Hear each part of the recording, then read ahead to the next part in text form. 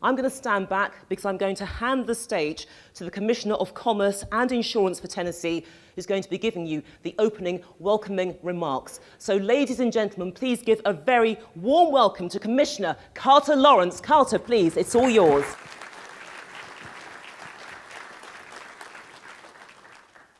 All right, well, thank you. So good to see y'all today.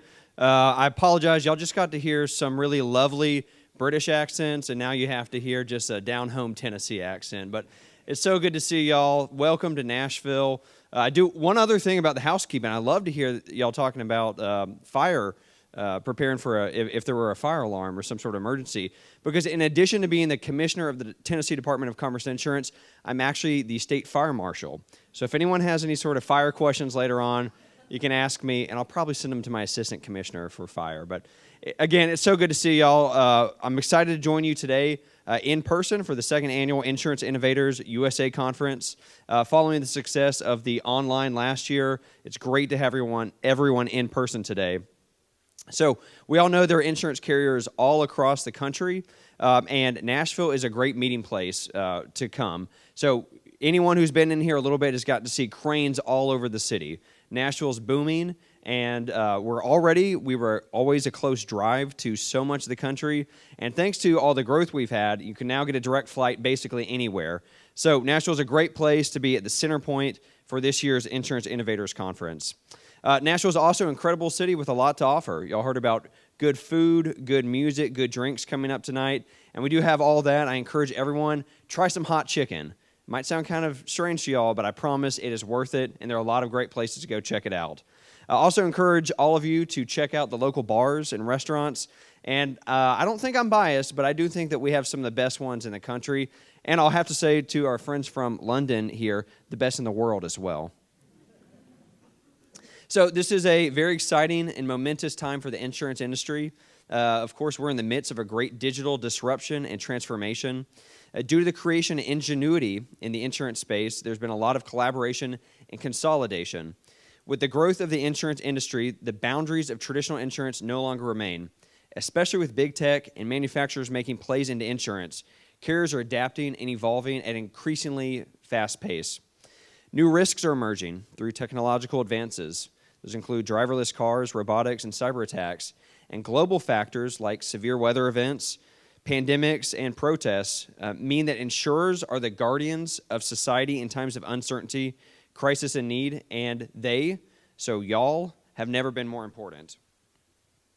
So over the next 2 days, y'all are going to get to hear from some incredible speakers who I was privileged to get to chat and connect with, a few of them just a few moments ago.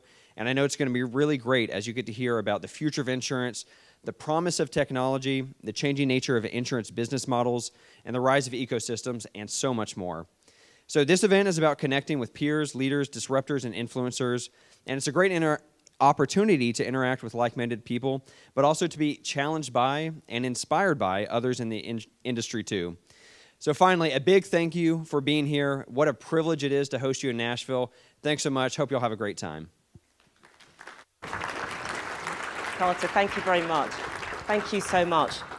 We'll discuss the virtues of restaurants in Tennessee and London a little bit later. It's going to be a private conversation. I guarantee it will be amicable. But look, Carter, thank you so much for those remarks. Let's get on to the content. There is so much ground to cover, and we're going to be kicking off with our highly anticipated keynote speech. It comes from Andrea Keenan. Before she comes to the stage, let me tell you a little bit about her, or tell you a little bit about her. She is a remarkable woman. She might beg to differ, but I've carried out my due diligence, okay? So I know what I'm talking about.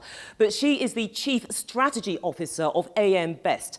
And what she's going to be doing is sharing AM Best research and insights into how carriers can build and indeed sustain a culture of motivation. Really important, given that so much is happening in this space.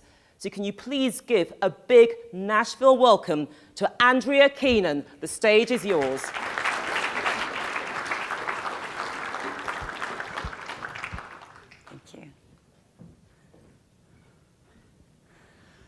Hi, everyone. Thank you. I don't have the charming British accent or the really charming Tennessee accent, so I apologize for that. I'm a Northeasterner. What can I say? But we'll suffer through this together. Thank you very much for the invitation to speak. I really appreciate it. Innovation, tech is really interesting, and we've been following it closely at AM Best. And for those of you who are not aware who AM Best is, we are a ratings agency. We evaluate the financial strength of insurance companies and their ability to pay claims. So I have a lot in common with the NEIC and with the commissioners and what our interest is. While they're also worried about access to insurance, we're very concerned about the ability of insurers to pay. And you might wonder what that has to do with innovation and technology, and that's what I'm here to tell you just a little bit about. So I'm going to start, it's a different point of view, it's very treetops to start out, but why was the insurance industry ripe for disruption? More so than I think any other industry out there. And unfortunately, the first reason is kind of boring. I don't think any of you are surprised to link this image to what everyone thought insurance was. I've been in the insurance industry for 21 years, so that was certainly, what all my colleagues look like when I first started. But the other thing is the financial crisis. Finally, the insurance industry got a little bit of attention from national press. Unfortunately, in 2008, it was emblazoned that the insurance companies could really bring a system down. So well done us, but unfortunately, it's not great press for the insurance industry. So who's really interested in being a part of it? And I'll tell you who was a part of it. It was people who were really making some great relationships over the gin and tonics that you could find in the London market for hundreds and hundreds of years. But this is actually quite important about the relationships in the insurance industry. The industry really requires information in order to know your risk, in order to know your clients, in order to understand and price it. Data and information are absolutely necessary, but the problem is there really isn't all that much out there. So what there was this need to do was to build relationships. I'm only going to write insurance for people I trust. I'm going to only give my risk to someone I trust. And that is a very valuable and important way to do business. Unfortunately, when an industry is too heavily reliant upon relationships, it also makes it somewhat difficult to change. But I would really say over the past 10 years, can't believe I've been in the industry 20 years, but I would really say over the past 10 years, there have been some pieces that I've seen fall into place that have brought about a real environment for disruption, and one is a demographic shift. Last night over dinner, we were having a lot of conversation over millennials, and these millennials are having kids now. In fact, my nephew and his wife just had a baby boy yesterday afternoon while we were at dinner when I was getting the photos. So I think about the world that they're bringing people into, and they're really concerned about the environment. They're really concerned about the sharing economy and the gig economy, and they want protection for themselves. They want inclusion. They want to make sure that everybody is included in the American dream and that isn't a thing in the past. There is an awareness in those who are entering the insurance market and those who are entering the workforce that didn't exist before. And the beauty of insurance, and I've spoken to people, scientists, others who are entering the insurance industry, and I asked them, why are you coming to the insurance industry?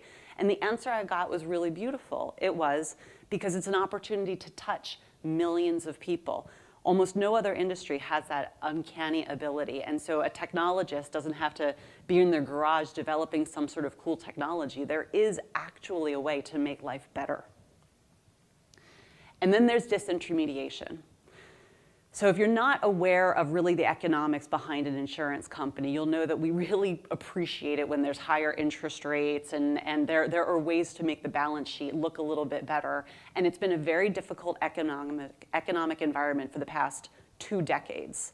Interest rates have been small, margins have been small, there haven't been a lot of major catastrophes, which usually drive prices up. And so the economics of actually being profitable in the insurance industry are difficult. So the long insurance value chain that on one end has the policyholder and on the other end has the capital, the capital markets, the insurance-linked security funds, they're trying to get closer and closer together, because when you disintermediate, you're able to capture more and more profit.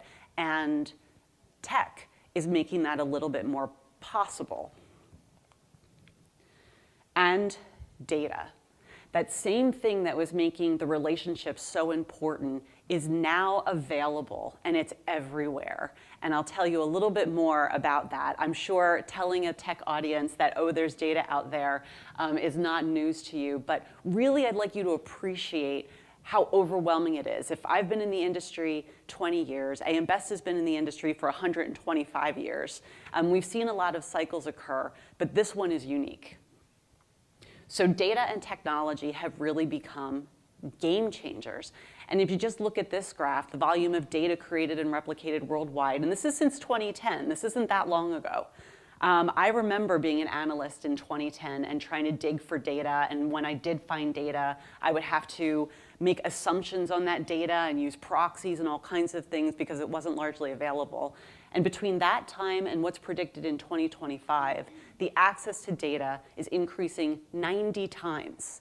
This absolute manna from heaven for the insurance industry is coming from all over the place. And the actuaries who used to have to work on old tables that existed from the past 100 years are now finding themselves having to become data scientists. So those who are going to actuarial school are now becoming statisticians and predictive modelers. And I do have an economics background. They're catching up to the economics profession is what I think they're doing. So here's the other thing with IoT. Now, IoT is directly applicable to insurance. You know, I'm wearing a device now. This isn't the world of the doorbell cameras anymore. This is every inch of every building being able to measure what that risk is. This is the cargo ships moving and being able to evaluate exactly where there's a structural difficulty or exactly how that cargo is behaving within these ships. And there was this data in 2010 where less than 10% of it was IoT. Now, not only is the denominator of this equation increasing, but my gosh, 70% of it, 70% of these device connections are going to be in the form of IoT. This is an insurance underwriter's dream if they can yoke the strength of this data. And that's a game changer. And that's something, you know, you take us at AM Best, we've been in the industry for so long, we've seen it through world wars and different regulation and new technology like risk-based capital or CAT models, but this is a whole new world of what we need to look at.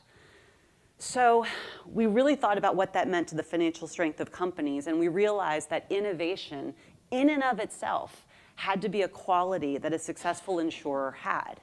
And much to the excitement and disappointment and fear of the insurance industry, we decided to look carefully at the level of innovativeness of insurance companies throughout the world, of all the ones that we rate.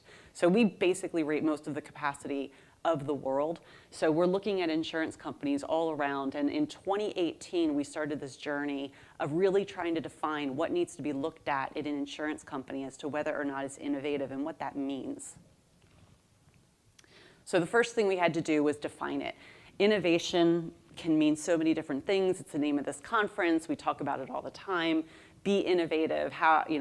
What exactly does that mean? So for the purpose of modeling it, we came up with a definition. So according to us, innovation is a multi-stage process that transforms ideas into new or significantly improved products, processes, services, business models that have measurable positive impact over time and enable an organization to stay relevant and successful and can be organically grown or adopted from external sources. It lays down the idea to our insurance companies, this is what we're looking for. It doesn't mean you have to go get yourself an army of drones and look at what's going on with all the rooftops of your companies. You don't have to throw money towards technology and call yourself innovative. This is about investing in something that matters for your company, that matters for your clients, that there's a value proposition that really makes a difference to what you're trying to achieve. This I won't get deep into. Anyone who's a ratings agency watcher would know what this is, but it is really the model by which we evaluate insurance companies, and it's sort of a vertical slice into the business profile, but just in the 30-second explanation of what this is, rather than the 87-page methodology that we go through, is what we start with is balance sheet strength, and we have this building block approach. And the building block approach is a really useful way to talk about financial strength, because there are so many things that we look at when we're looking at the financial strength of a company, because we want our ratings to be right. They have to be right. The US government makes sure that we are paying attention to the fact that our ratings are correct. But what we do is we start with balance sheet strength, which in my layman's terms means, do you have the money to pay for the promises that you've made? And of course, it's a lot. That's certainly an oversimplification of what that involves, but can you pay today's claims? But all of these other things are about whether or not you can pay those claims tomorrow. Operating performance, business profile, enterprise risk management. This is whether or not your company is looking at the future, embracing the future, and able to handle those trends that are occurring over time. So when we looked at innovation, we looked at our methodology and thought, where does it fit? And we thought business profile. There's these other 8 things that we look at in business profile, and all of these have the same weight as innovation. So the important message to take away from here is we didn't make innovation drive ratings, we consider it. And when we consider it in our ratings process, it means we evaluate it, we define it, we have a scoring system that there's plenty of information I can give you, or it's available online as to how we score innovation exactly. But importantly, for those of you who are from insurance carriers, or those of you who speak to insurance carriers, hoping that they'll adopt your technology, we ask them, are you doing something that really matters to your business? We ask their CEO, their CFO, what's your vision? Are you just throwing money at some cool, sexy tool that makes you look like you're flashy or has an app that's been white labeled? Or are you actually making a better experience that means that you're going to be competitive against your competitors and are able to give a customer experience that means that tomorrow you're going to have the balance sheet strength that you have today? Because what we see is everybody else is doing it and everybody else is having a certain level of results. So we told them we were going to look at it, and we told them why we were looking at it. And so we have, over the past few years, a couple of pieces of data. Funnily enough, every consultant that's out there today is asking us if we can tell them exactly which insurers we don't think are innovative. So we are very careful with that information, and we try to be responsible for it. But we can look at these results from an aggregated point of view, and I do invite you to take a look at some of the information that we've published. If you can't find it, because unfortunately our website is not very good, then feel free to email me and I can show you how to find it. So, are they innovative? And the answer is kinda. When we first started looking at insurance companies and we asked them, do you think you're innovative? To be fair, that was a bit of their answer too, was kinda. We wish we were, but we're really not sure how to do it, and it's really overwhelming. And please understand, the insurance industry, just talking about the United States, is filled with thousands of companies, many of which only write to one community or one line of business, or they're a regional company that only writes across a few states. So the idea of, am I going to have telematics like Progressive introduced 15 years ago, or what am I going to do in order to compete? It can be overwhelming. There's certainly leaders. However, there are companies that are just kind of muddling their way through and figuring it out. And no disrespect to the life and annuity companies, but I will say that the property casualty companies, the tech that's available these days is a bit more applicable to property casualty, or is a bit further along, although we have faith that life and annuity will come right along. So then, so what? Okay, they're innovative. Does it produce results? And as I said before, innovation in the rating methodology does not lead directly to a high rating or a low rating. And I don't want to suggest, to all these statisticians out there, correlation does not mean causation. So just giving all of that right there. But yeah, for the expense ratio, you have these 3 lines, and the dark blue line is those who we consider to be innovators. Then there's moderate and there's minimal. You want a low expense ratio. As far as our numbers tell us, it absolutely produces it. And that could be any type of innovation that follows into that. It could be subrogation improvements. It could be helping with your back data and making sure that your systems are okay. Again, coming from a 125-year-old company, I have data issues of my own, believe me. So working through all of that. Now, granted, it does take some investment early on, but the idea is, and the experience is, that it does make a difference. And then as far as the financial strength, does it make a difference with financial strength? Can these companies pay their claims? So this graph is a bit of a mess, but here we have the innovators, moderate, and minimal as far as level of innovation. And with superior, excellent, good, fair, marginal, and weak, this is the high end of the rating scale. So this is where your A pluses are, and then it's the B plus and B and so far. So this is where the information is. Yes, those companies that tend to be innovative are those who tend to be rated highly. It's correlated. And that can be cultural. That can be what they're doing with their board. I don't know what it is that makes them, what is the magic sauce that makes them innovative and makes them highly rated. But they're determined to be companies of excellence. And therefore, part of what their formula is that they're being innovative. So the title of this talk, and I can wrap it up as far as innovation in the face of adversity, there's just a few messages to leave you with. And first of all, please, I beg you, understand how we got here. Again, I've been in the industry 20 years. I've seen all different cycles in that period of time. And in the period of the existence of the insurance industry, that's really just a drop in the bucket. But really understand how we got here. What trends have driven us to where we are? Make sure that what you're doing has a purpose and enjoy it. Enjoy the fact that there are those who are looking for purpose and those who are looking for what can we do about the climate crisis, what are the solutions, and the fact that our industry has a seat at the table. One thing I have to say about the financial crisis is that it did make regulators, governments, citizens notice us. Like, wow, if they can bring us down, maybe they can also pump us back up. And there are a lot of purposeful things. I work on the microinsurance network out of Luxembourg. I had conversations last night about sustainability in construction. All of these things are made possible through the insurance industry. And there are a lot of professionals that are entering the industry not because their uncle had a briefcase and was going door to door selling insurance policies. It's because we can make a difference. But recognize that being innovative brings measurable results, and it should. It doesn't mean you've got the sexiest app that's got some gamification on it that attracts somebody for a couple of weeks of being interested, or some cool TikTok video or something like that. It could mean that your subrogation process is absolutely top of the line and you've cut your expense ratio so low and you return claims so fast that you're able to broaden your customer base and make them walk away very satisfied. So that brings results.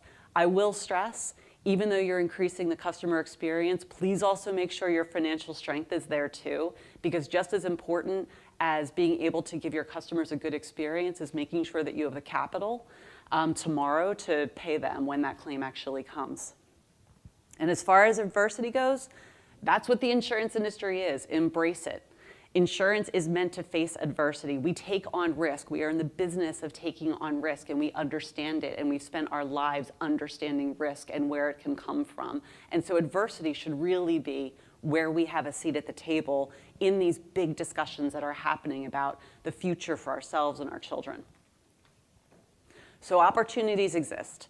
Of course, there's the availability of technology. There's the actual raining down of data that's coming in. And if you've got any ability to know how to handle it, then there are those who need that help. The climate risk awareness is just everywhere. People who used to be climate change deniers are just dealing with climate risk as something that's accepted now. And that shift is a social one that really should be appreciated and understood for an industry that is embracing this idea of trying to handle climate, and this passion for financial inclusion. So this new generation of people that are entering the insurance industry who are looking for purpose in their lives, they're attracted now to the insurance industry, and we should really keep that momentum going and enjoy that. And again, at events like this, I hope that that becomes evident in the conversation. So with all of that, I hope that this adequately sets the tone for your conversations, and I hope for you to have a very productive event next 2 days. Thank you very much. Thank you. Brilliant. Andrea Keenan, fantastic speech. So much there that was brought out that we are going to look at in a bit more detail as the session progresses. But for now, let's hear from the second of our keynote speakers. This is Donald Lacey. Now, Donald is the Chief Investment Officer at Ping An Voyager Partners. Now, sadly, he can't be with us in person, but he will be delivering his presentation remotely to give you an idea about the areas that he's going to cover. He's going to be looking at the lessons that US carriers can learn from the Chinese insurance giant Ping An about ecosystem innovation. Plenty to say. Can you please welcome Donald Lacey?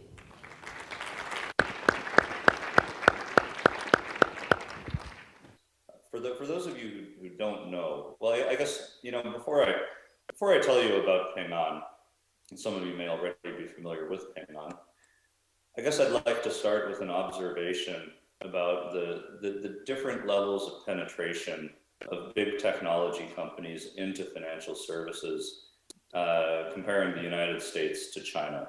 One of the interesting things about China is that for a longer period of time, the big tech names that you may be familiar with from China, names like Baidu, Alibaba, Tencent, JD, have had much more aggressive forays into many different kinds of financial services verticals than their US counterparts have had. So Google, Facebook, Amazon, Microsoft have done work in payments, but they've been relatively limited in terms of what they've done in other financial services verticals. In Apple's case, this may be changing, but particularly in respect of insurance. If you look at what Google, Apple, Facebook, Amazon, and Microsoft have done to date in insurance, it's been a pretty limited set of offerings. And this is not the case with the big tech names in China. Now, Ping An is, I think we are one of the world's largest insurance companies by market cap. We are among the largest auto insurers and life insurers in the world. We employ either as agent or employee, roughly 1.4 million people, all in China.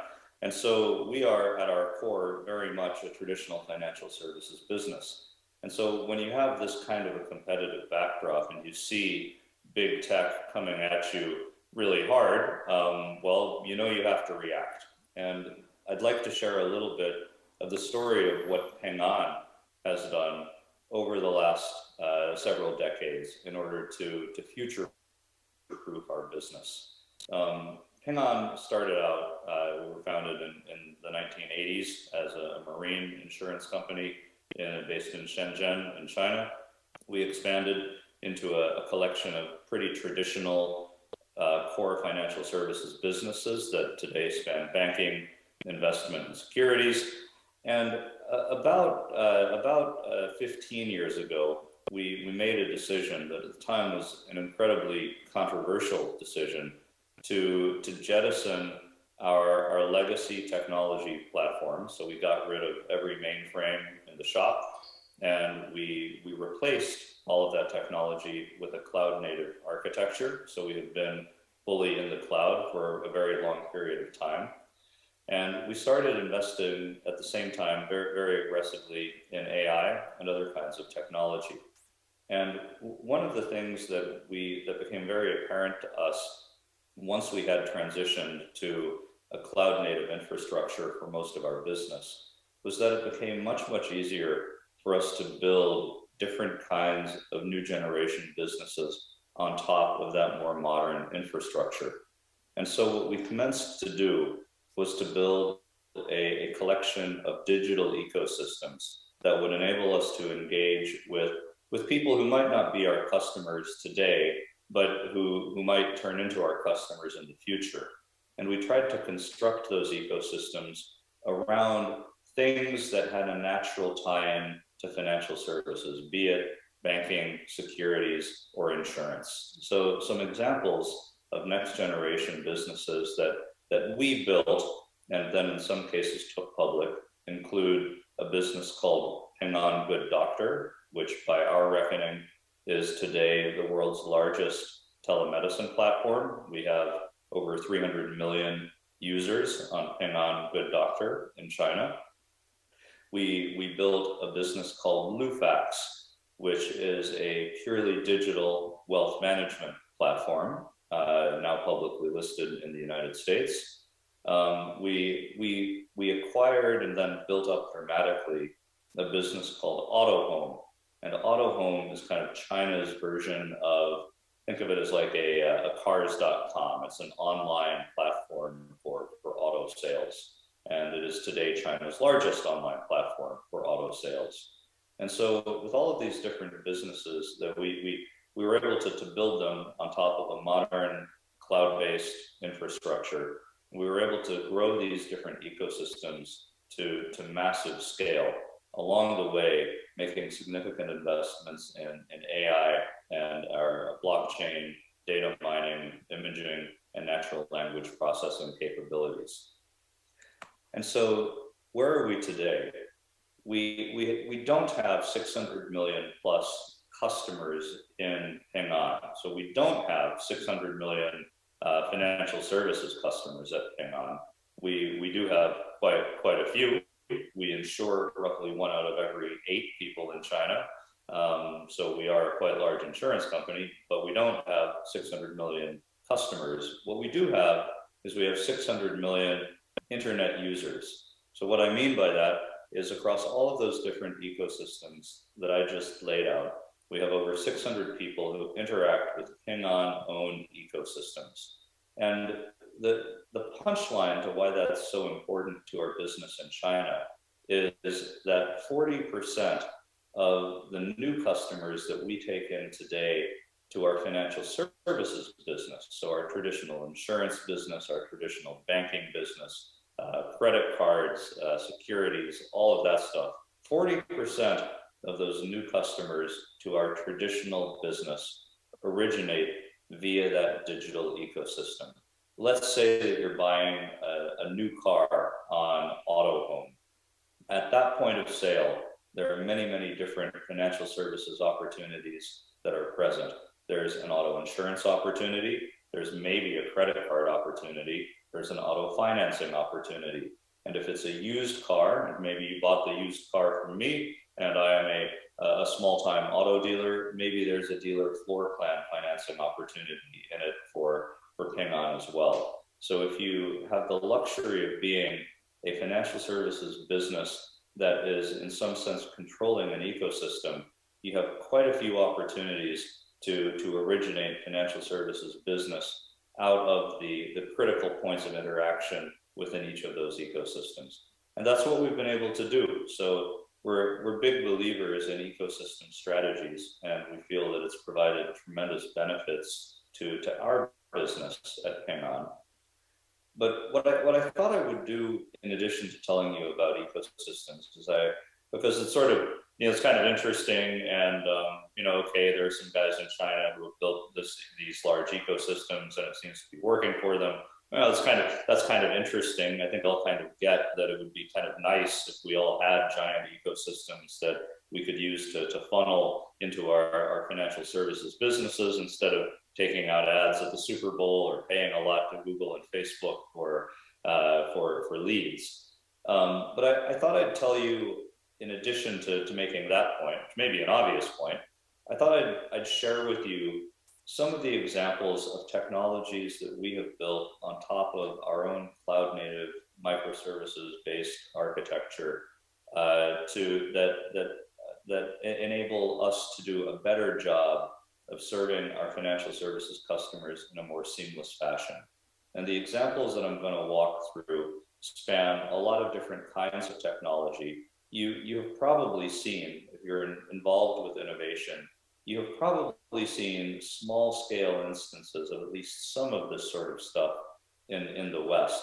Everything that I'm about to show you is stuff that is being deployed at massive scale in Ping An in China today. So nothing I'm about to show you is a science project that has been cooked up and is not really in production. Everything that I'm showing you is something that if you are a customer of Ping An in China, and again, we insure 1 out of every people in China, so there are a lot of Ping An customers out there, you are experiencing this kind of technology. So the first example that I wanted to share was auto claims. Ping An is one of the world's largest auto insurers. We process lots and lots of auto claims. And for those of you who are in the business of auto insurance, you know what a threat and an opportunity an auto claim can be to your relationship with your customer.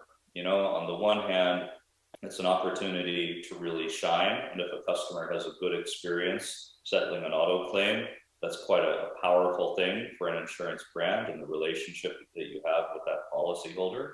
On the other hand, if it goes badly, if it takes a long time, if the customer is frustrated, it is one of the top reasons that policyholders give for why they switch insurance companies. So getting this right is really important. Same thing in China. One of the things that we did was we built up a very, very large corpus of different kinds of auto damage, and we married that to a collection of databases that we have in China that identify car parts, repair parts, auto mechanic shops, and so on and so forth. So the way today a claim works in China, if you're a Ping An customer, is that if you're involved in a fender bender, let's say somewhere in Shenzhen, you take out your Ping An app. We have an app that handles all aspects of the customer relationship. You say that you have a claim. You take photos of the car. We run that. We run the photos of the car and the damaged part of the car through an automated system that verifies that that is the car that we thought we were insuring. It verifies.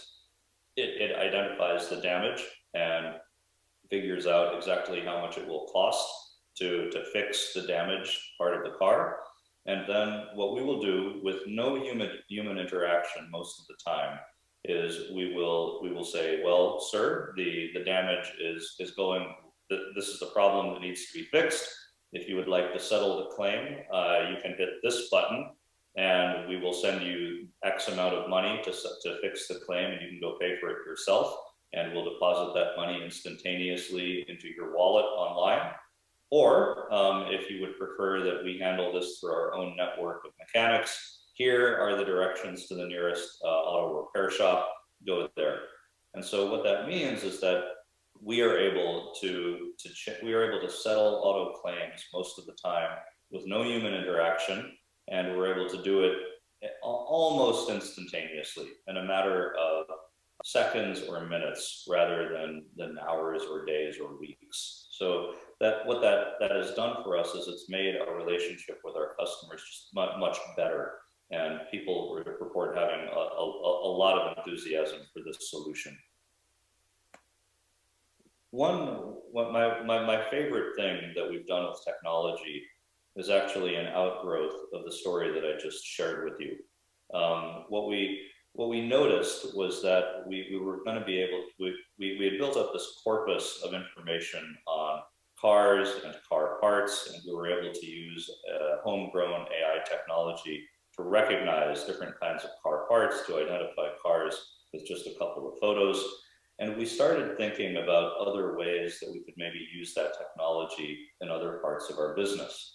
Now, one aspect to China is that although you hear a lot about China's economic growth and you know, the technology and the modernity of China, you know, a lot of China is still very rural and very poor. And for a lot of families that live in more rural parts of China, the central source of family wealth is very often, it's a couple of cows, it's a couple of pieces of livestock here and there. And so we have a business where we insure livestock.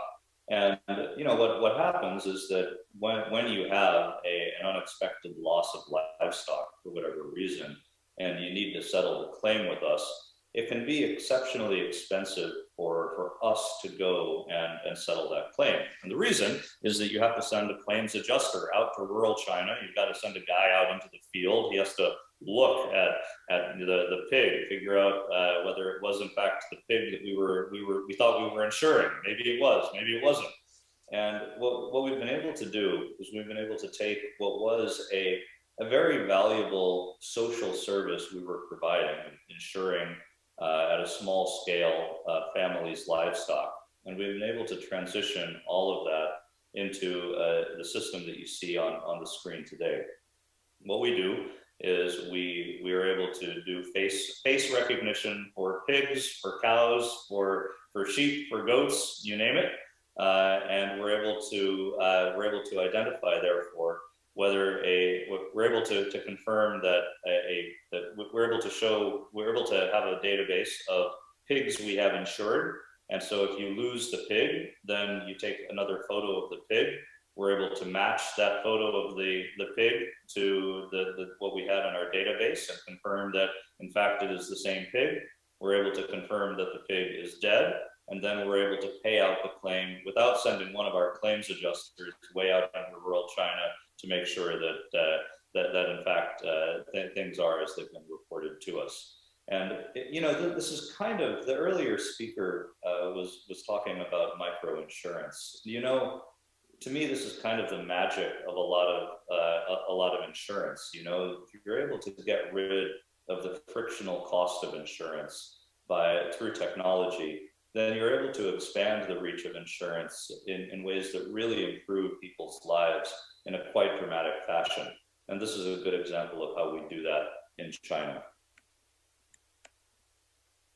The next thing I wanted to talk to you about is the way we handle insurance agent training in China. Now, you heard me say earlier that Ping An has over 1 million life insurance agents running around China. That's a lot of life insurance agents. And it's very hard, as does every other insurance company. We have lots of problems with agent productivity. We have lots of problems with agent turnover. It's a constant issue that we face. And so what we've done over the last several years is we've built a system that monitors our insurance agent activity on WeChat. So if you're an insurance agent who signs up to be an agent at Ping An, you accept that we're going to track what you're doing on behalf of Ping An via your WeChat app. And what we do is we take a look at the way you're behaving when you interact with clients, prospective clients and actual clients. And we use all of the different data points that we gather when you walk around with your phone to build a psychographic profile of how you operate. So for instance, one very common thing is that the insurance agent comes onto Ping An, is very enthusiastic to begin with. You can see that the insurance agent is kind of walking around and engaging with different policyholders and is being productive. And then what you notice is that over time, maybe the insurance agent is less active. Maybe you notice that he's doing fewer coffee visits with prospective policyholders. We were able to flag that in our system, and what we're able to do is we're able to send an automated message to that insurance agent's manager saying, hey, why don't you go take so-and-so out for a coffee, and sort of try to encourage them to not lose faith if things are going a little rough right now. Another thing that we'll do is we'll look at the profiles of policyholders to whom policies have been sold, and we'll look at what you might have sold versus what you actually did sell. And sometimes it turns out that although you have very, very good contacts and you have very high value sales targets, all you're doing is you're selling very low value policies to those people. And if that's the case, our system will send out an automated reminder to your manager and to you that maybe you should take more time and learn and study up on higher value policies and how to sell them in addition to the low value policies that you're selling. And one of the things that that we've experienced with this is a dramatic uptick in the activity ratios and the productivity that we have relative to our competitors in China. Now, again, we are one of the very largest insurance companies in the world in China. So when you're that large, it's hard to be better at scale than your competitors. But with this system, what we've managed to do is we've managed to have first-year premium per agent that is meaningfully higher than our major competitors. The activity ratio of our agents is dramatically higher than our major competitors. And the number of high-margin policies that our agents sell relative to our major competitors is not quite double, but awfully close. And before we had this system in place, none of this was true. So this is an example of taking big data, taking a lot of information that you have, latent information that you have on agent behavior, and using it to get a much more impressive set of results out of those agents. And the final thing that I thought I would share with you is something that we do now with outbound voice robot technology. So you may or may not be familiar with computer-generated speech, but there are older technologies, parametric and concatenative speech technologies that are recognized. They're understandable, but they're recognizably not human. And what you see nowadays is that Google and Alexa and others have gotten to a point where they are pretty close to being indistinguishable from actual humans who speak. There are some fun demos that are out there, courtesy of Google, of fully human equivalent computer-generated speech. At Ping On, we have 1 million digitally recorded calls per day that come into our different call centers. And what we've done is we've taken all of that data and we've used it to build our own computer-generated speech. And we have localized it for different kinds of accents and different kinds of ways of speaking in China. So in China, just like in the US, if you're in Texas, you sound pretty different from California, pretty different from Maine. And what we do is we use that technology. We use that technology to not just handle inbound calls, but we use it to also handle to do outbound calling as well. And what we found is that our outbound call center robots can oftentimes outperform human staff for simple sales campaigns.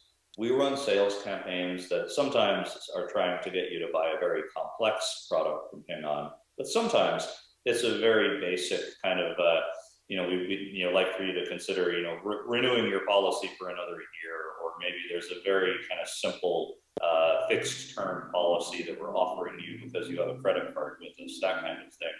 And when we use our computer-generated speech to place that call with no humans involved whatsoever, we have conversion rates for some of those credit card and insurance sales campaigns that are 2 to 4 times higher than what we had back when we had actual people placing those calls.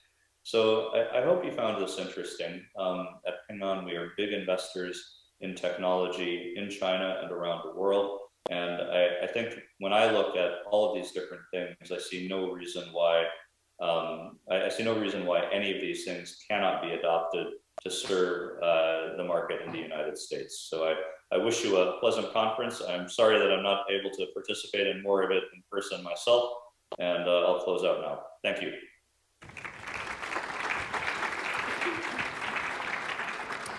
Okay, Donald, Lacey, thank you so much for that. Apologies as well for the technological gremlins at the beginning, but it doesn't really matter because we got the point. We can actually see what is happening in China and the potential there for carriers in the United States. Let's move on now to our final keynote speaker of the session, Nick Baldridge. Let me tell you a little bit about him. I did reference him earlier. He's the insurance lead client partner at IBM. And in terms of what he's going to cover, he's going to look at the radical changes sweeping across the insurance industry. So he's going to be talking about the demands for modernization, the evolving regulatory landscape, and of course the challenge that comes through from digital disruptors. I also believe he's going to explain what IBM's research and insights reveal about how insurers can outpace the competition. There's no need for you to give the speech. I'm making it for you. And there's an echo on my voice as well. Maybe there's 2 of me. But look, there is so much ground to cover. I'm going to sit back and leave it to the man himself. Can you please give a very warm welcome to Nick Baldridge of IBM. Oh. Can you hear me? Can everybody hear me? the man himself. That's a big ask. Thank you, everybody, for having us today. This is our first time at Insurance Innovators. If I remember right, we were going to be a lead sponsor 3 years ago, and then the pandemic happened. And so I can't tell you how great it is to be here in front of you today. It feels like it's 3 years in the making in a lot of ways. And so we're excited to be a headline sponsor. We're excited to engage in all sorts of conversations. Our booth is out there. Yeah, we're just really pleased to be here. As I think back about the last two presentations, two things really popped out at me. Number one was AM Best and Andrea talking about innovation, not for the sake of innovation, but really with results in mind, right? What's the purpose if not getting a business result? So I'll touch on a little bit of that from some research that IBM has done over the last couple of years. And then I just, with Ping On, I think it's actually a case study we talk about quite a bit when it comes to innovation. So I couldn't have picked a better lead-in because there are some really, really practical insights that the speaker just shared. And, facial recognition of animals. Did anybody pick up on that? Yeah, thank you. That was, it's amazing, but it's exciting too, because it just gives you a glimpse into how many little possibilities are out there in the applications of new technologies and emerging technologies and some of the opportunities that could spin off. So I know we're running late on time. What I'm going to do is spin through some research pretty quickly. I'll tee it up with some of our industry point of view.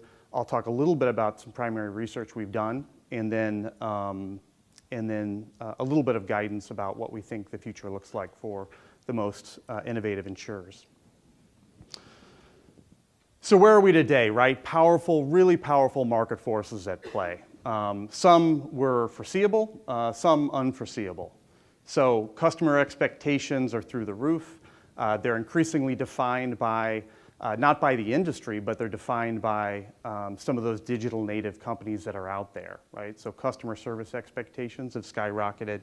The level of personalization that those other industries are able to provide have really meaningful impacts for the insurance industry. And the amount of data that is out there and the amount of data that they're willing to share, customers are willing to share, is evolving quickly also, and I'll talk a little bit about that. Uncertain economics, so I don't need to tell anybody about inflation at this point, about the prospect of maybe a recession, if that happens, still to be determined. And of course, volatile investment returns, right? Another big challenge. Emerging markets, Ping On's a great example of that.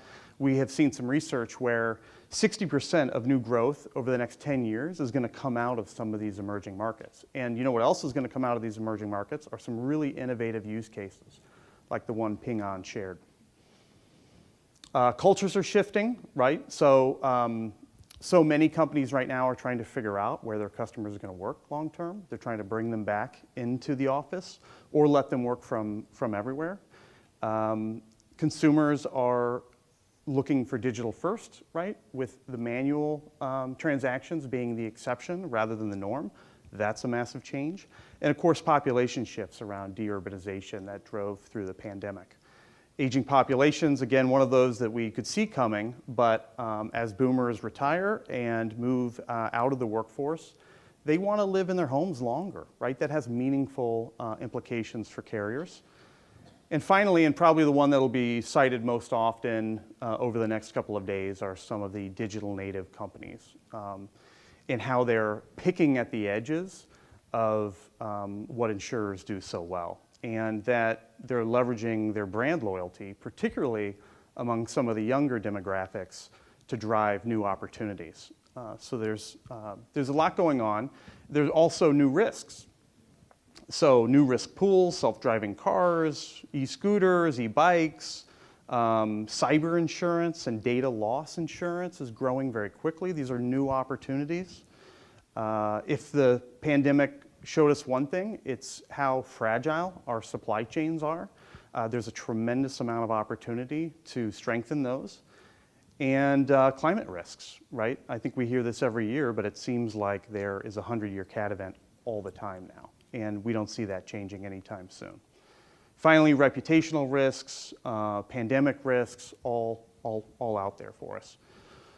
So there's a lot there, and then you wrap around that some research that we've done over the last 10 or 15 years, which is basically asking a lot of customers, do you trust the insurance industry?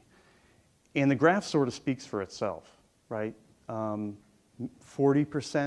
give or take a few percentage points, are customers that are out there that don't really trust the insurance industry that much. And you know, it's all relative, right? We talked about some of those digital natives and so forth, but that's not helping the cause. So what does that mean? What are the implications for carriers, right? Well, we see sort of a fork in the road. We think the most successful carriers are going to go down probably two paths for the most part. One's going to be a stripped down core commodity provider. They're going to be a house of financial. It's going to be very financial oriented, and they're going to be as lean as possible. And it's really a financial product. The other group is going to be a risk partner. And that's really where we wanted to focus our attention in terms of some of our research. We have a concept of organizations that are spending a lot of money on their customers. They're spending a lot of money on their technology, in particular their front-end technology. And they're doing a whole lot around expanding their portfolio of products and finding new and innovative products to help bring customers into their ecosystem. So what's the insurer of the future look like? Well, we think it's more customer-centric.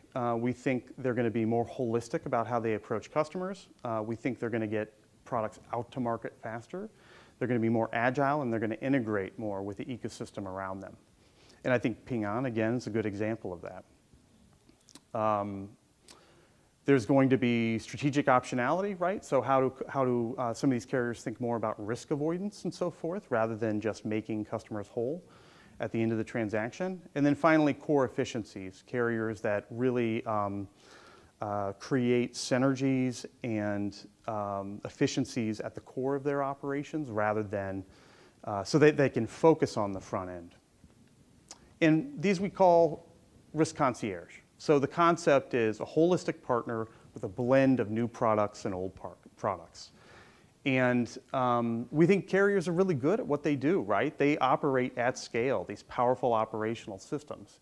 We think if they can complement those systems and those legacy products with new and emerging products, they're going to be very, very successful. And it's not just about partnering with a handful of insurtechs. I think some of these conferences can feel very selective in some ways. I think it's really about creating the synergies with those insurtechs and scaling them up. So we talked a little bit about expanding the product landscape, and I think what some of our research highlights is that there's a real disconnect between what roles the industry should be taking on and what roles the risk concierge are actually doing and where they're investing their money. And so what this showed us very simply is that risk prevention, some of the leaders are really more focused on risk prevention now than even what some industry respondents talked about. Healthcare, Ping An touched on healthcare again, particularly for life insurance, but getting more involved in the lives of customers, and certainly healthcare is a big topic in the US. And then partnering with emergency services and risk consulting. So how do they offer more and be more relevant to their customers in the time of need? Another chart we found very interesting, and this is really focused on consumers 30 and younger, is this disconnect of where insurers are investing. And you can see touch points at kiosks, malls, intermediaries, in-person community outreach. Again, keep in mind this is a global audience, right? So they won't all apply to the US, but for the most part, those are the top three. And then if you look at where the customer preferences are, it's all around full functioning apps. It's around community outreach and chat programs. So it's a much more digital flavor. So there's a disconnect here about where customers want to be and where insurers are focusing their investment. Again, around expanding the product landscape, I was surprised to find that 26% of customers actually like trying new insurance products. They want to try new insurance products. And they're more willing to share the data they have to do that. So in 2020, we did some research that said, that asked the question, the less data, or made the statement, the less data insurers have about me, the better, right? 45% in 2020 said that was true. By 2021, just a year later, it was only 35%. And what that told us was consumers have a real willingness to share that data, but it's got to meet 3 tests. They have to trust that you're going to be safe with their data. They have to know that there's a benefit to them for you having their data.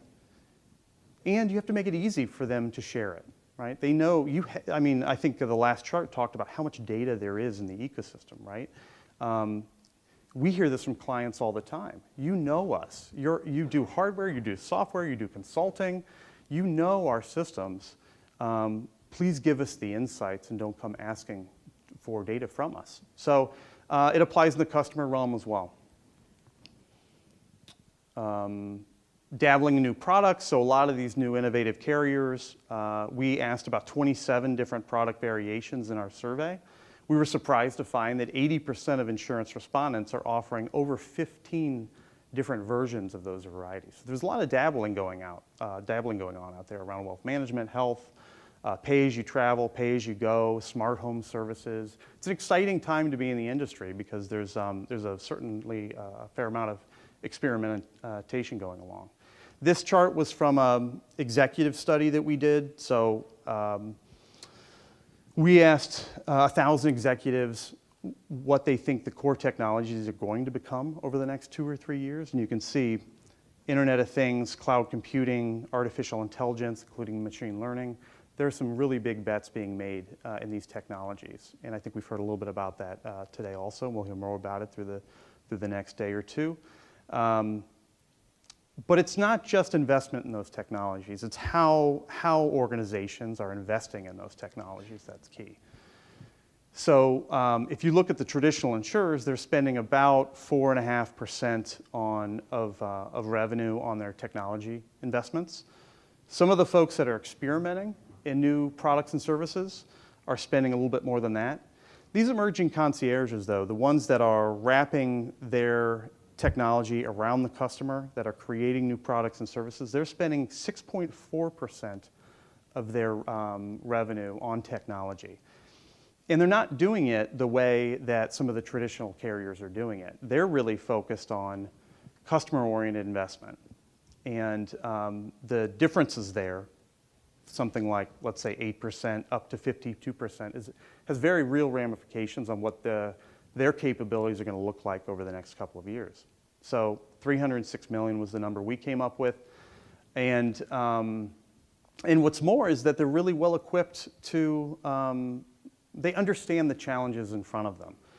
So this was one of the more surprising charts that we found. If you look at what emerging concierges are doing, right, they really understand. They don't necessarily have the skills to go where they want to go. They know they have legacy systems and architectural constraints. They understand, they don't have the right data or enough data to spin up these new products and services.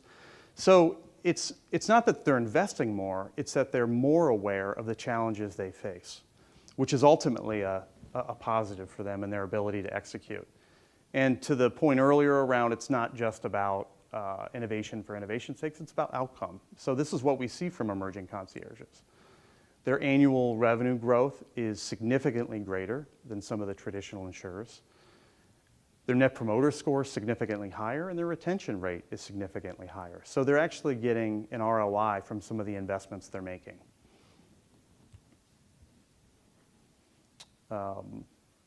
So what are some of the keys to get going, right? Well, there's sort of 3 symbiotic technology paths to take, right? All of them are important, but when you get them working together, they're really, really powerful. Digital connectivity, hybrid cloud, platforms, and ecosystems. So what do we mean by digital technology or digital connectivity? We asked next-gen customers if you were to buy risk products from a non-insurer, who would you look to?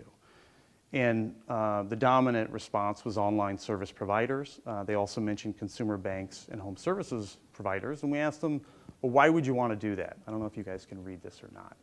But they gave two reasons. One is they're easier to reach, 27%, and 26% said their products are easier to understand, right? So that points to another opportunity to innovate around being easier to reach and easier to understand. And becoming digital first.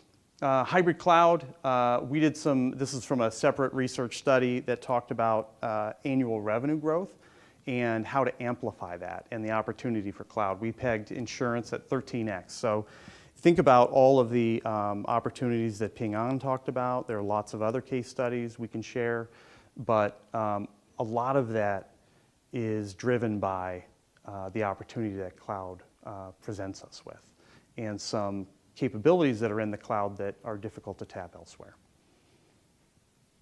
Finally, platforms and ecosystems. I think we've talked about this a little bit in the past, but this has really skyrocketed. So when we asked executives the extent of your participation in platforms and ecosystems, it has made a marked rise over just the last 3 or 4 years.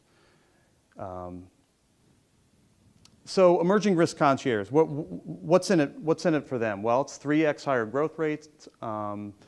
It's spending more on customer-focused technology, and it's a 33% better understanding of customer preferences. And the reward for that is a big revenue uplift. So what do you do with that? What do we recommend to clients? Number one, create a digital game plan.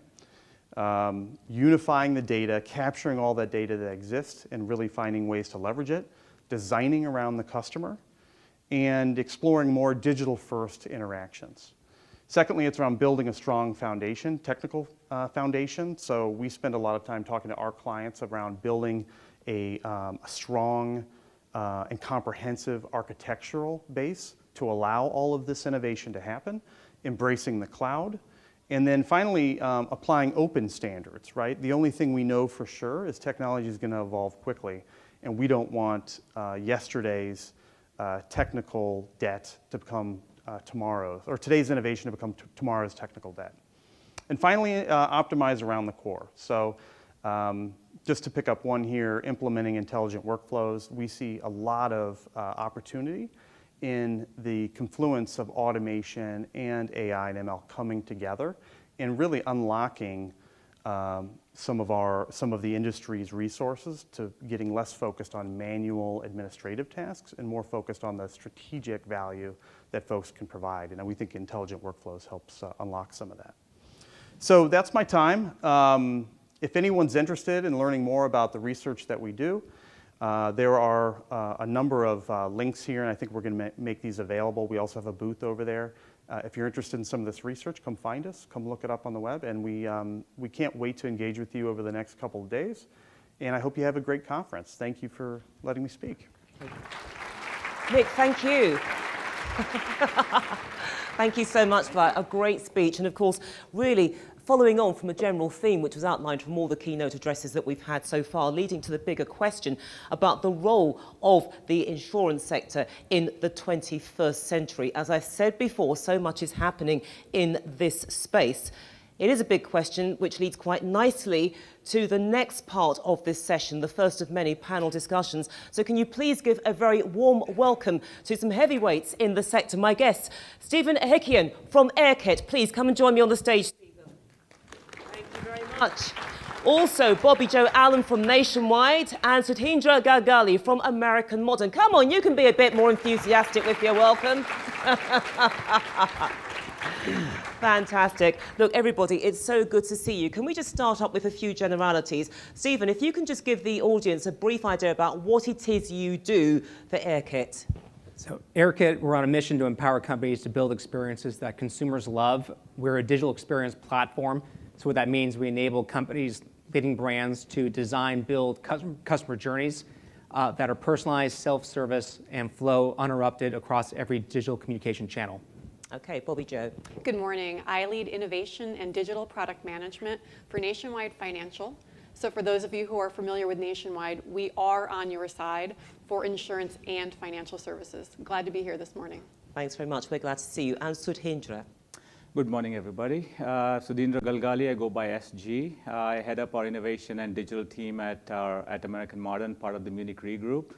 We are based in Cincinnati, Ohio, and part of the Midwest. So looking forward to the conversation. Great, and I'm glad you answered my question because I was going to ask you, can I call you SG, even though this is the first time we've met? Absolutely. Fantastic. Okay, we've broken the ice on that. So listen, we don't want this to be a one-sided conversation. We want you, our audience, to take part. So a reminder again to download the event app. Any questions or comments which you want to put to our panel, we will try to get through as many of them as we can in the time available. A reminder as well, nothing rude, because I guarantee it will not make it, okay? So think twice. But look, let's crack on now. There's a lot of ground to cover. Stephen, let me start with you, because look, the big theme that's come through in those keynote presentations is the power, the impact around digital transformation. So how can the insurers themselves actually consolidate digital gains and also innovate? There's a very careful balancing act here in the strategy, isn't there? There is. I think what's exciting for me and the company we're building is the fact that previous digital transformation efforts have really been about back office transformation, moving from like on-prem to the cloud. I think what's happening now is companies are more in the cloud. That data is more available via APIs.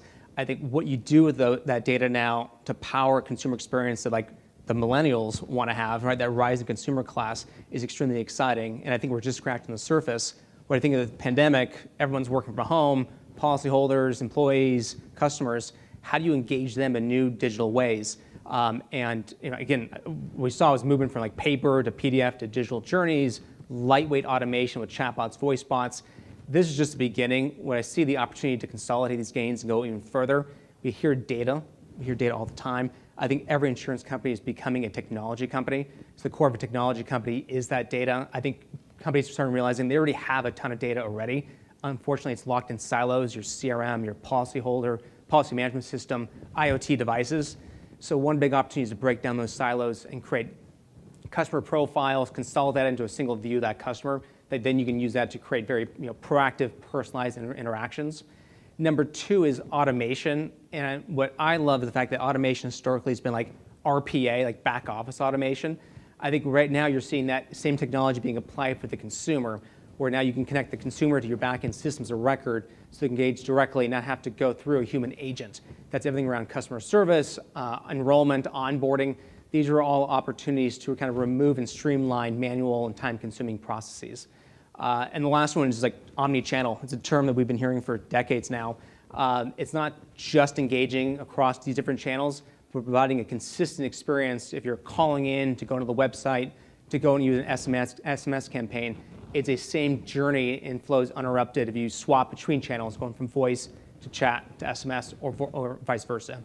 So I think there's a huge opportunity to kind of power experiences that ultimately like consumers like I want to use. Yeah, I mean, look, it's phenomenal. It's also quite head-spinning because what you're talking about here is that architecture which underpins, powers the whole thing. But Bobby Joe, I mean, how are those customer journeys changing in this digital-first world? And given what is happening, how is it that an insurer can actually prioritize which part of that journey they should focus on? Absolutely, customer journeys are changing, and of course, when we think about customers, we think about end customers, and we think about our partners as well.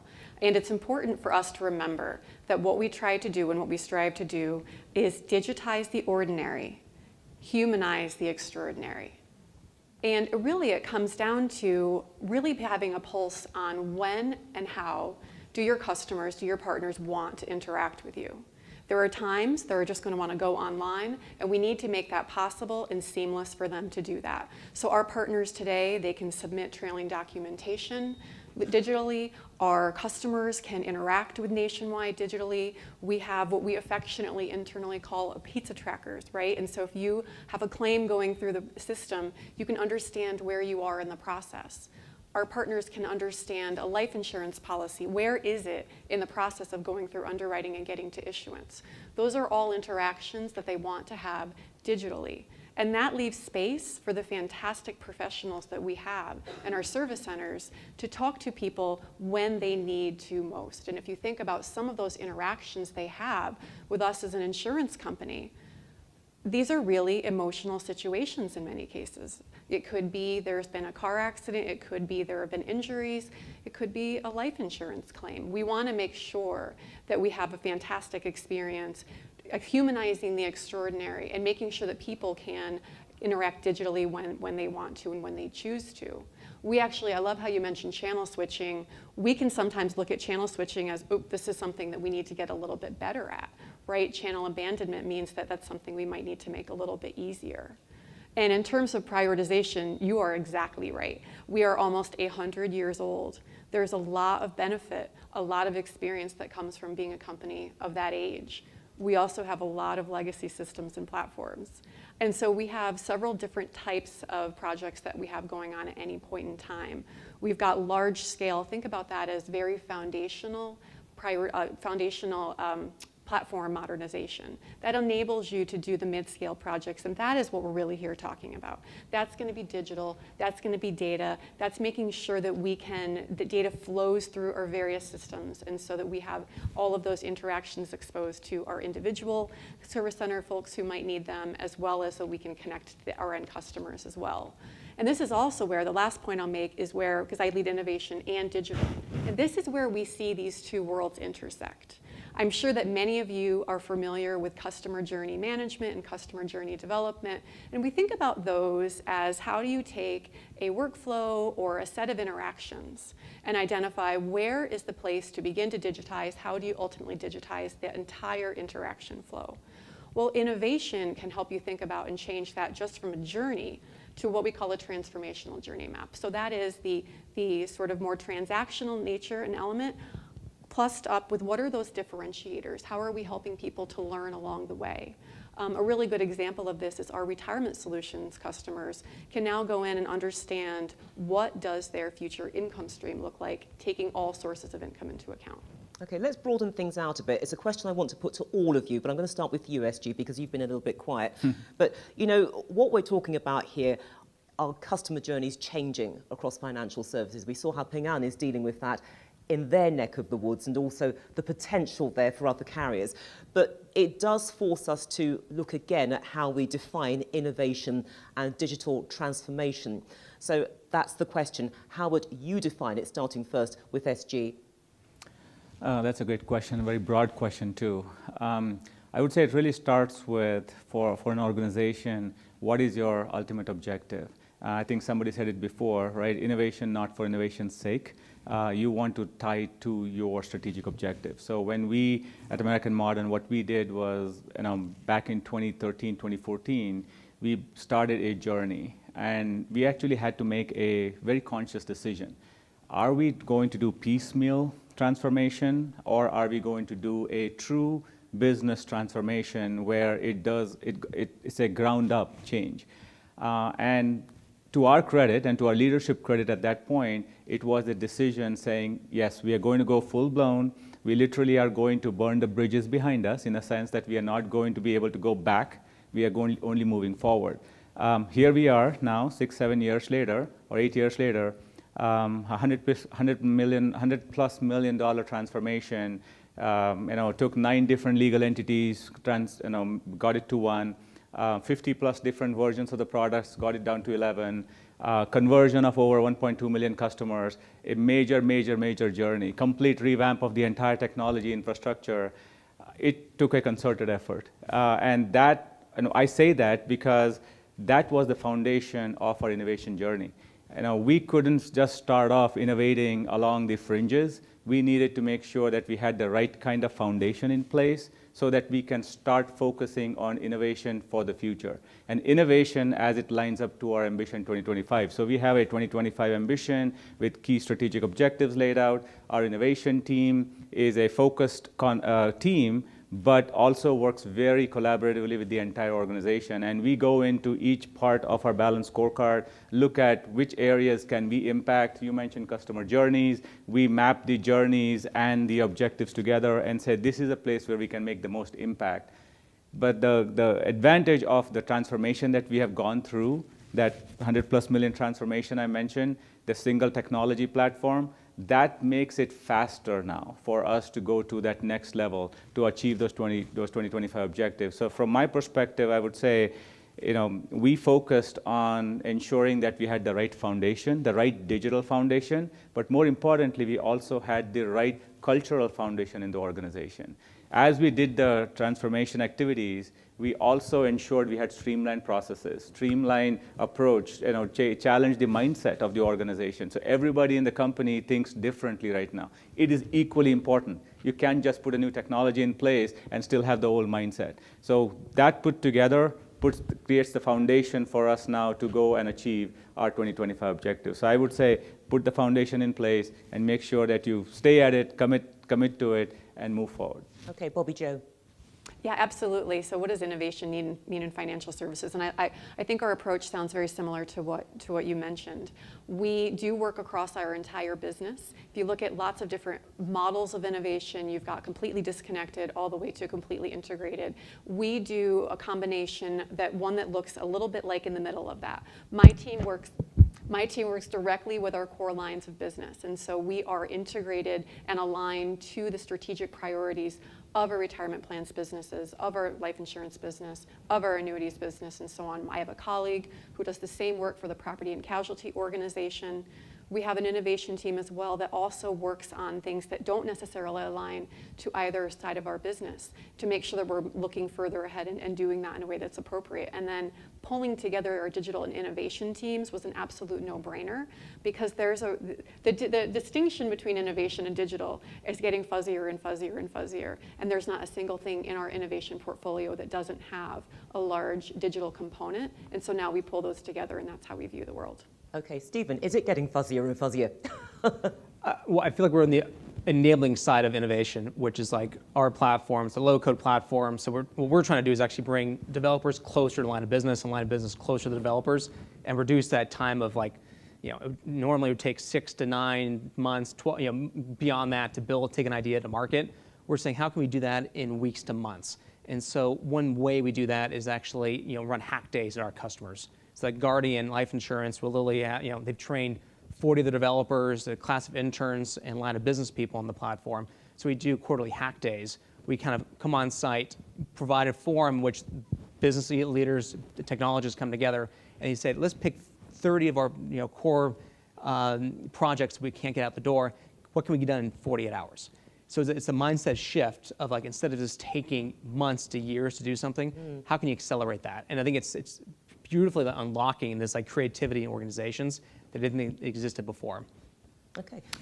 You mentioned this is a conversation, so can I add a point? Of course. So to what Bobby Joe said, one of the things that we see on an innovation, my team is also called the Innovation and Digital Team, and the intention was we feed the digital transformation. So a lot of the work that my team does looks at those journeys, looks at all the technologies, everybody here, the entire InsurTech world, and understand what is out there, what makes sense for us, because it's not just a shiny object syndrome, trying to figure out what makes sense. How do we how do we get value out of it? And that then feeds into our digital pipeline and the roadmap. And that is it's a very, very important piece of that puzzle. So that else, it just lets new technologies come in, and they go in. At that point, you don't know what value they're bringing to the table. So just wanted to add that point. No, fair enough. I mean, look, at the end of the day, SG, I mean, you're going through so much at your business. And what has been your experience in terms of transitioning the organisation to a digital-first world, but also taking advantage of the new distribution opportunities? Because, again, this is something which came out in the presentations. The opportunities are out there. Don't innovate for the sake of it in terms of having the shiny bells and whistles and all that sort of stuff. Go about it the right way, and it's yours for the taking. Yeah, I love the Pingan presentation earlier, because what he mentioned in there regarding ensuring a digital-first approach. It is so important for the future distribution. So a little bit about our organization today, and I'm going to make it a little bit personal to our organization and then go broader. Our organization, my company, we do specialty prop P&C. So we a complete B2B2C company, so we do not touch our policyholders from a distribution perspective, but we do touch our policyholders when it comes to servicing and claims. So that creates a very interesting challenge for us as we start to look at the way the distribution is changing. So traditional distribution, IAs, GAs, MGAs, when we have some partners like Nationwide who we work with, but that is the traditional channel. And those channels are critically important for us, and we are obviously going to support them as we move forward. However, as we move forward here, and as the Ping An example mentioned, there are new distribution opportunities coming up. I'll give you an example. We do mobile home as one of our products. It's one of the first products that we wrote insurance for almost 40, 50 years ago. As we start to see how the mobile home market is changing, who is buying those mobile homes, where are they buying those, how is that distribution happening, it creates opportunities for embedded systems for us. So we have to, I think there was an example there about, the mobile home customer actually goes over, is buying that home as potentially a second home or a vacation home. At that point, how can we introduce our product there so that they can make a decision? It becomes relevant for them. That cannot happen if we don't have the right infrastructure on the back end to support it. And again, I go back to that transformation I mentioned earlier. If we had not gone through that exercise, we couldn't be sitting here thinking about how can we offer up an embedded insurance using APIs that can embed our solution within wherever the customer is. So getting closer to the customer, ensuring customer expectations are met at the point of when they're making a decision and making it relevant for them. So to me, the way the distribution is changing, it is getting closer and closer to where the customer is and where they are expecting that decision to be made. And we have to be there. We can't say, come over here because I'm going to, I'm distributing in a different way. You come over here to me to buy it. It's going to be us going to the customer and making it relevant for them. Okay, consensus all round there. Let me move on to another question, which I want to throw to all of you. And Stephen, you've drawn the short straw on this because look, we've seen the explosion of IoT devices, sensors, real-time data, everything. It's just unstoppable. But I guess that what I'm driving at here is the type of model we can expect going forward. Are we going to be able to see carriers operating with a predict and prevent model as opposed to detect and repair? Is that the way of the future? Is that where we're heading?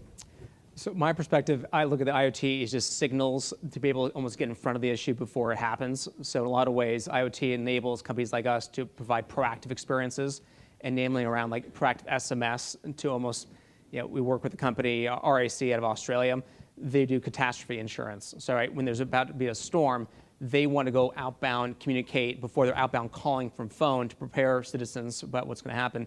Now they can send outbound text messages, one to many, to basically provide a warning, but also post-catastrophe, eliminate the need for citizens to call in to file the claim. Now they can do it in asynchronous fashion, SMS, where everyone's on their mobile devices, provide the information asynchronously, and automate the end-to-end claims processing. Okay, Bobby Joe. Yeah, absolutely. So we spend a lot of time thinking about what does the partner of the future look like? And in particular, from them looking at it through the lens of financial services, a significant portion, not all, but a significant portion of our business is intermediated. How our business partners go to market, they are thinking and having the exact same conversations that we are today. Therefore, their expectations of us will change. And we need to be prepared to meet those expectations as they evolve over time.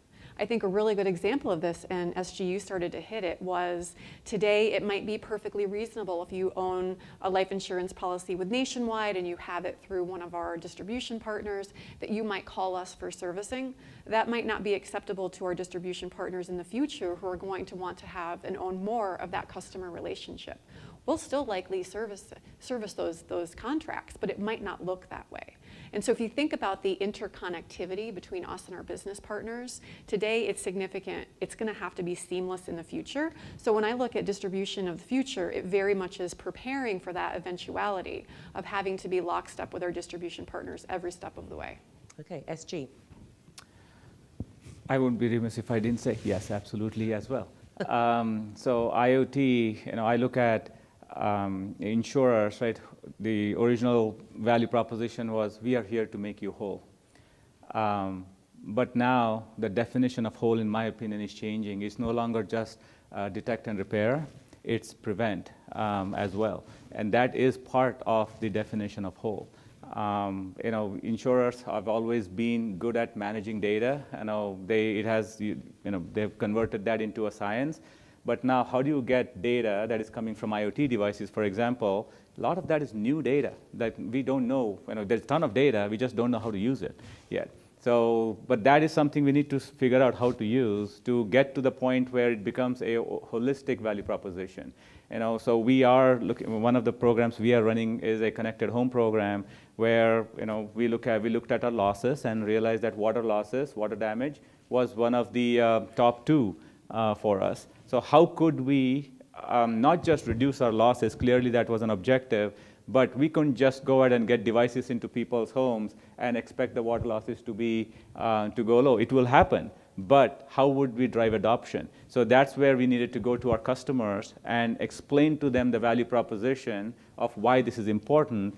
And we started to realize very soon that we are in the business of helping our customers understand why it is important for them to adopt some of these things. So I think IoT and the whole concept of sensors and there's additional data, that is leading us, the insurers, down a path of being a partner through the entire, I would say, spectrum of risk management, not just detect and repair, but detect and prevent upfront as well, so that we are managing that entire risk to the entire spectrum. We have to be there, else we will not be relevant for the customers anymore. And one that I would add there and it was mentioned earlier in a presentation, was the ag space is particularly interesting.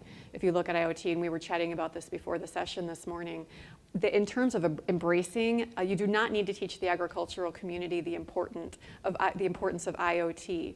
And farmers are using IoT to measure water, soil levels, exactly when to plant, when to harvest. They've been using IoT farm implements for far longer than any of us have had driving assisted vehicles. And it's fascinating. I mean, if you think about ecosystem, the agricultural space, they have very much developed an organic ecosystem that is enabled by technology but not tech native, which is fascinating. If you've not looked at that space, you should take a look. There's a lot of interesting things going on there. Okay, I want to close out this discussion by throwing the final question to Stephen. You're very honoured, by the way.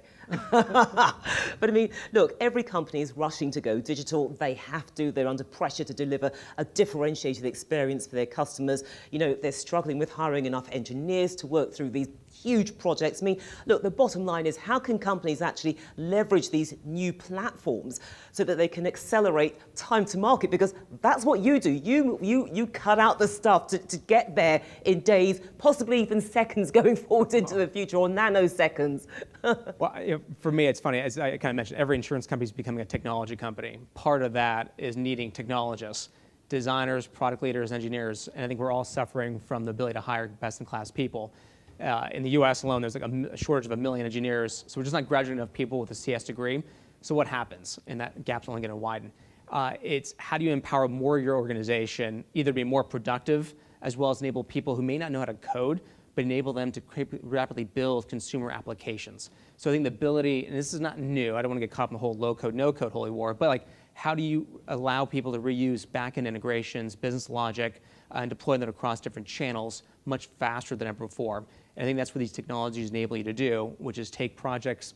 We work with a company, MetLife, that had a project that they were trying to digitize their life insurance enrollment process.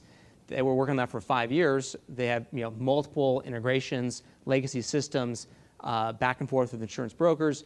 They leveraged AirKit to automate that end-to-end process and took something that was 5 years in the making down to deploy that in four months. So just the speed of innovation, and not just to build, but also the ongoing maintenance, like the total cost of ownership. That's another big component where you don't just appreciate to build, it's one thing, but you got to maintain the software over time. So I think the ability to think building faster with lower cost is ultimately the objective and what we're proposing for our customers today. Okay, great response to the question. Okay, take a quick break or breather, because we're now taking in questions from the audience. Guys, are you ready? Absolutely. Fantastic. No hesitation, otherwise I select somebody. So let's go ahead here. How can insurers communicate to customers the good work that they're doing to generate trust? Really important given the volume of data which is coming in. Who would like to take that one? Bobby Joe, you're looking at me. Sure, I can get started on that. For us, trust is about transparency, and of course, we always have it in the back of our minds, the chart that Nick showed us earlier on trust in the insurance space. But if customers understand what's happening, what happens next, they're able to, if they choose to speak to someone, understand what is going on in the process and essentially where they're and how we're going to get to resolution. That's a huge part of trust. It's something that we continually monitor. We do a significant amount of research with our customers to make sure that we're providing that experience that engenders trust. Okay, would anyone else like to add to that? Yeah, let me add a little bit to it, especially given the business model that we have, the B2B2C model. Our customers, we have agents and we have policyholders.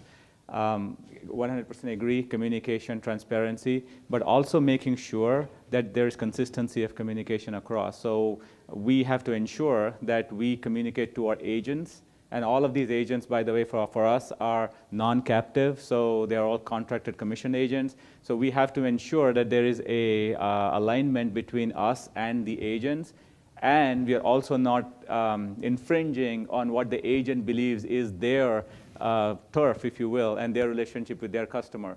But at the same time, also maintain a relationship with their customer who also happens to be our customer. So that trifecta, that can only be done if we are transparent, we are clear, and we address the concerns that align with both of those. So I think I totally agree. Trust is very important. Okay. Transparency. I'm going to squeeze in one more question before we close out completely.